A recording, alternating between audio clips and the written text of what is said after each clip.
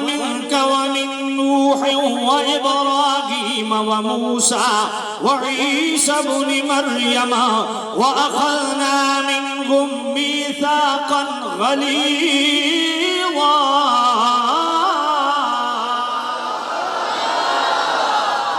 اے میرے محبوب نبی یاد فرمائیے جب اللہ نے سارے نبیوں سے عہد لیے، وَمِنْكَ اور سب سے پہلے تجھ سے عہد لیا، پھر حضرت نوح سے عہد لیا، پھر ابراہیم سے عہد لیا، پھر عیسیٰ و موسیٰ سے عہد لیا.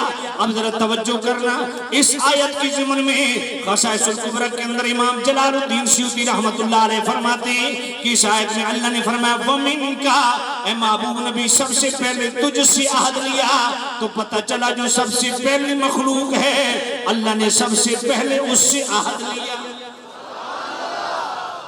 اور پھر اس جناب والا قرآن مجید کی آیت کی تفسیر القرآن بالحدیث کرنے لگا ہوں. اس آیت کا حقیقی مفہوم خود میرے کریم رؤوف الرحیم نبی نے بیان کر دیا ہے.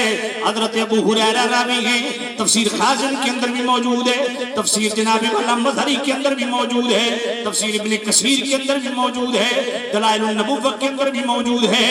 میرے کریم رؤوف الرحیم نبی نے فرمایا قال كنت اول النبیین فی الخلق وآخرهم فی البعث.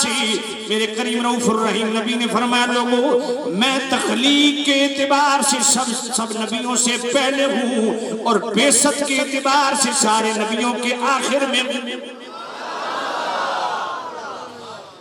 اور قرآن مجید کا تیسرا مقام پڑھنے لگا ہوں.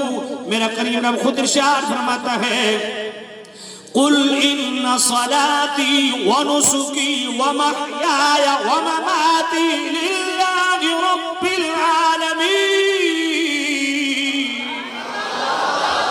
لا شريك له وبذلك أمرت وأنا أول المسلمين.